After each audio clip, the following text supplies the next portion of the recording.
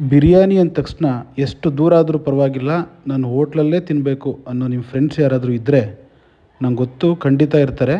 ಅವ್ರಿಗೆ ಈ ರೆಸಿಪಿನ ಶೇರ್ ಮಾಡಿ ಸಾಕು, ಇನ್ಯಾವತ್ತೂ ಬಿರಿಯಾನಿಗೆ ಅಂತ ಹೋಟ್ಲಿಗೆ ಹೋಗಲ್ಲ.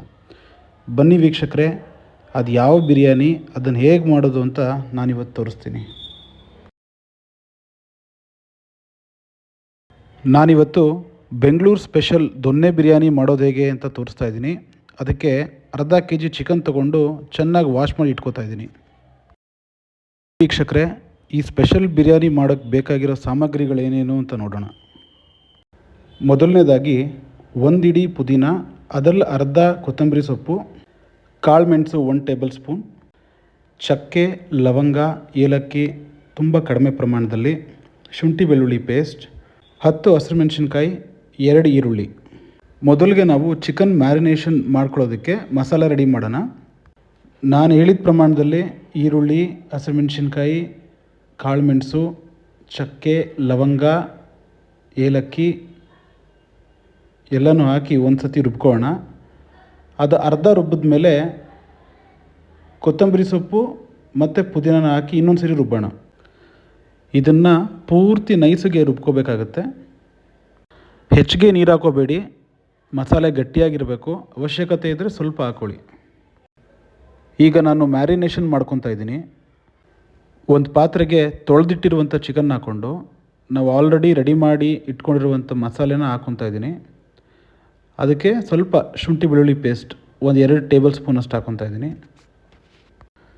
2 ಮೀಡಿಯಮ್ ಸೈಜ್ ಟೊಮೆಟೊ ತೊಗೊಂಡು ಅದನ್ನು ಸ್ವಲ್ಪ ಸಣ್ಣಗೆ ಹಚ್ಕೊಂಡು ಅದನ್ನು ಮ್ಯಾರಿನೇಷನ್ಗೆ ಹಾಕೋಬೇಕು. 2 ಟೇಬಲ್ ಸ್ಪೂನಷ್ಟು ಕಸೂರಿ ಮೇಥಿ ಹಾಕೋತಾ ಇದ್ದೀನಿ. ಅರ್ಧ ಟೀ ಸ್ಪೂನಷ್ಟು ಅರಿಶಿನ ಪುಡಿ, ಅರ್ಧ ಟೇಬಲ್ ಸ್ಪೂನಷ್ಟು ಗರಂ ಮಸಾಲ ಪುಡಿ.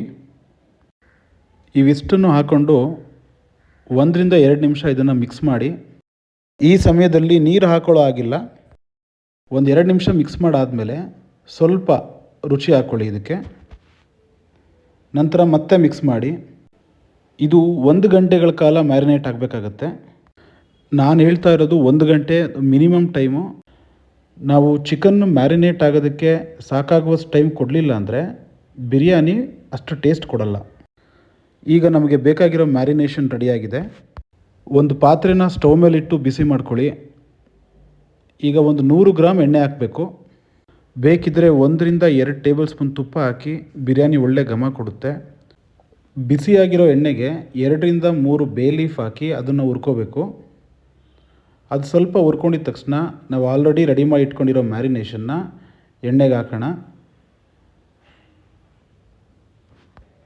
1 ರಿಂದ 2 ನಿಮಿಷ ಅದನ್ನ ಬೇಯಕ್ಕೆ ಬಿಟ್ಟು ಅದನ್ನು ಚೆನ್ನಾಗಿ ಒಂದ್ಸರಿ ತಿರುಗಿಸ್ಕೊಳ್ಳೋಣ. ವೀಕ್ಷಕರೇ, ನಾವು ಮಾಡ್ತಾ ಇರೋ ಕಂಟೆಂಟು ನಿಮಗೆ ಇಷ್ಟ ಆದರೆ ದಯವಿಟ್ಟು ನಮ್ಮ ಚಾನಲ್ನ ಸಬ್ಸ್ಕ್ರೈಬ್ ಮಾಡಿ ಮತ್ತು ಬೆಲ್ ಐಕಾನ್ನ ಒತ್ತಿ. ಹೀಗೆ ಈ ಮಸಾಲೆನ 10 ರಿಂದ 12 ನಿಮಿಷ ಬೇಯಿಸ್ಕೋಬೇಕಾಗತ್ತೆ. ಮಧ್ಯ 2 ರಿಂದ 3 ನಿಮಿಷಕ್ಕೊಂದ್ಸಲ ಅದನ್ನು ತಿರುಗಿಸ್ಕೊತಾ ಇರಬೇಕು. ವೀಕ್ಷಕರೇ, ಹೊರಗಡೆ ಹೋಟೆಲಲ್ಲಿ ಅಥವಾ ಆನ್ಲೈನ್ ಆರ್ಡ್ರ್ ಮಾಡಿಕೊಂಡು ಸಾವಿರಾರು ರೂಪಾಯಿ ಕೊಟ್ಟು ಆ ಬಿರಿಯಾನಿ ತಿನ್ನೋದಕ್ಕಿಂತ ಸ್ವಲ್ಪ ಶ್ರಮ ಆದರೂ ಪರವಾಗಿಲ್ಲ ಅಂತ ಈ ರೀತಿ ಮನೇಲೇ ಮಾಡ್ಕೊಂಡು ತಿನ್ನೋದ್ರಿಂದ ಆರೋಗ್ಯಕ್ಕೂ ಒಳ್ಳೆಯದು, ರುಚಿನೂ ತುಂಬ ಚೆನ್ನಾಗಿರುತ್ತೆ. ವೀಕ್ಷಕರೇ, ಈಗ ಒಂದು 50% ಚಿಕನ್ ಬೆಂದಿದೆ. ಇವಾಗ ಒಂದು ಸತಿ ಚೆನ್ನಾಗಿ ಮಿಕ್ಸ್ ಮಾಡೋಣ.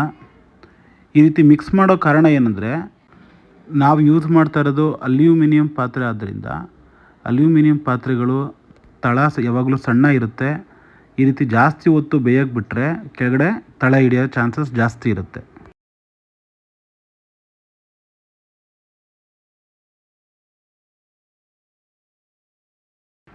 ವೀಕ್ಷಕರೇ, ಈಗ ಒಂದು 50 ರಿಂದ 60% ಬೆಂದಿದೆ.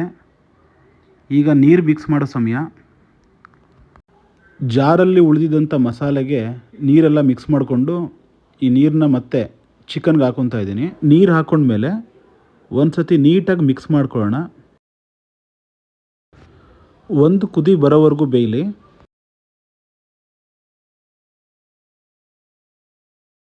ಈಗ ಕುದೀತಾ ಇದೆ.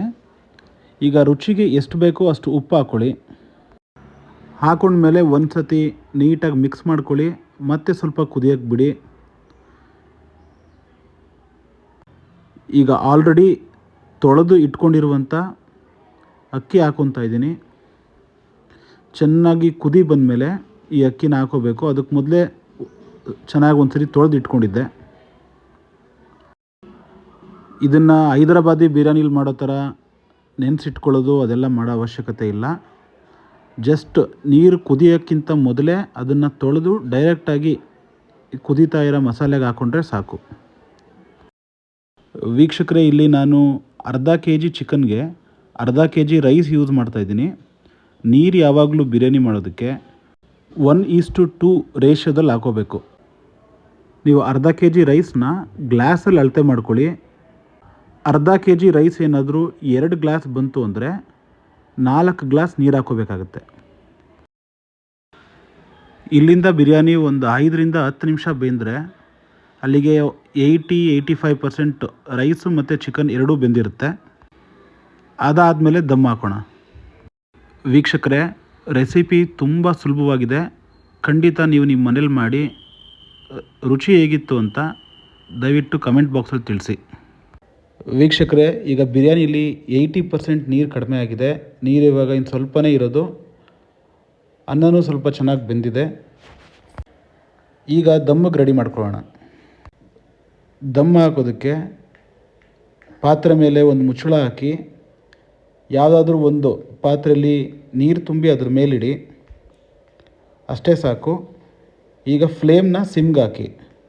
ಇಲ್ಲಿಂದ 12ರಿಂದ 15 ನಿಮಿಷ ಸಿಮ್ಮಲ್ಲೇ ಬೆಂದರೆ ಬಿರಿಯಾನಿ ಕಂಪ್ಲೀಟಾಗಿ ರೆಡಿ ಆಗುತ್ತೆ. ಈಗ 15 ನಿಮಿಷ ಆಗಿದೆ, ತೆಗಿತಾ ಇದ್ದೀನಿ. ನೋಡಿ ವೀಕ್ಷಕರೇ, ಬಿರಿಯಾನಿ ರೆಡಿಯಾಗಿದೆ. ನೋಡಿ ಎಷ್ಟು ಚೆನ್ನಾಗಿ ಕಾಣ್ತಾ ಇದೆ. ಸ್ವಲ್ಪನೂ ತಳ ಹಿಡ್ದಿಲ್ಲ. ಅನ್ನನೂ ಚೆನ್ನಾಗಿ ಬೆಂದಿದೆ, ಚಿಕನ್ನು ಚೆನ್ನಾಗಿ ಬೆಂದಿದೆ. ಇದನ್ನು 3ರಿಂದ 4 ಜನ ಆರಾಮಾಗಿ ತಿನ್ಬೋದು. ಖಂಡಿತ ನಿಮ್ಮ ಮನೇಲಿ ಇದನ್ನು ಟ್ರೈ ಮಾಡಿ ಕಮೆಂಟ್ ಬಾಕ್ಸಲ್ಲಿ ಮೆನ್ಷನ್ ಮಾಡಿ. Thank you.